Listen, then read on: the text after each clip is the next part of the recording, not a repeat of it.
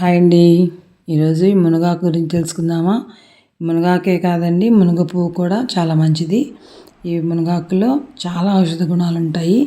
దీన్ని చక్కగా తెచ్చుకొని ఆకునిలాగా ఆ కొమ్మల నుంచి చిన్న చిన్న కాడలు సపరేట్ చేసుకొని దీన్ని పౌడర్గా వాడుకోవచ్చు.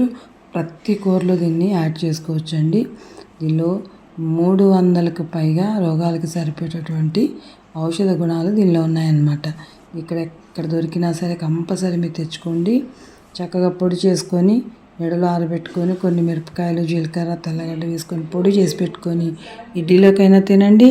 అలాగే చక్కగా ప్రతి కూరలో యాడ్ చేయడం వల్ల మంచిగా కంటి చూపు పెరుగుతుంది. గుండెకి సంబంధించినటువంటి వ్యాధులు పోతాయి.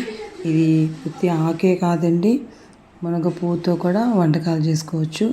దీనికి మంచి బెనిఫిట్స్ ఉన్నటువంటి ఈ మునగాకుని మన దగ్గరలో ఎక్కడైనా ఏదైనా చెట్టు ఉంటే మాత్రం ఖచ్చితంగా మీరు తెచ్చుకొని దీన్ని వాడండి. దీన్ని వాడడం వల్ల పిల్లలకి మంచి జ్ఞాపక శక్తి కూడా వస్తుందండి. ఈ జీర్ణ వ్యవస్థకి బాగా పనిచేస్తుంది. అలాగే మీకు ఇంకొక విషయం కూడా చెప్తాను. ఈ మునగాకు పప్పు చేసుకోవచ్చు. మునగాకుతో పాటు వంటకాలు చాలా చేయొచ్చు అండి.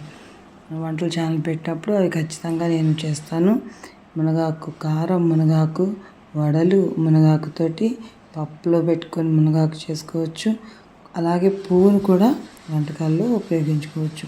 మునగాకుతోటి ఆ యూరిన్ ఇన్ఫెక్షన్ ఏదైనా ఉంటే కూడా అలాంటి జబ్బులు కూడా ఈ మునగాకుతోటి, మునగ పువ్వు వేపుడుతోటి పోతాయి అన్నమాట. వేపుడులాగా చేసుకొని చక్కగా తింటే బాడీలో ఉన్నటువంటి హీట్ అంతా పోతుందన్నమాట.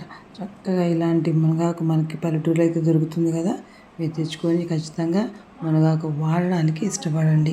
పిల్లలకు కూడా అలవాటు చేయండి. చక్కగా ఆకుకూరలే కాదు, మునగాకును కూడా మనం చక్కగా మన ఇంట్లోనే పెంచుకోవచ్చు. చిన్న టబ్లో కూడా పెరుగుతుందండి మునగాకు ఇప్పుడు మిద్దె తోటల్లో.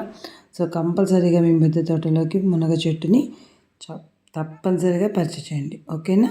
తప్పనిసరిగా మీరు మునగాకును వాడతారని ఆశిస్తున్నాను. ఓకేనా? Thank you for watching my channel. Thank you. ఎందుకని మళ్ళీ చెప్తున్నాను చూసుకోండి. మునగాకు చాలా మంచిది.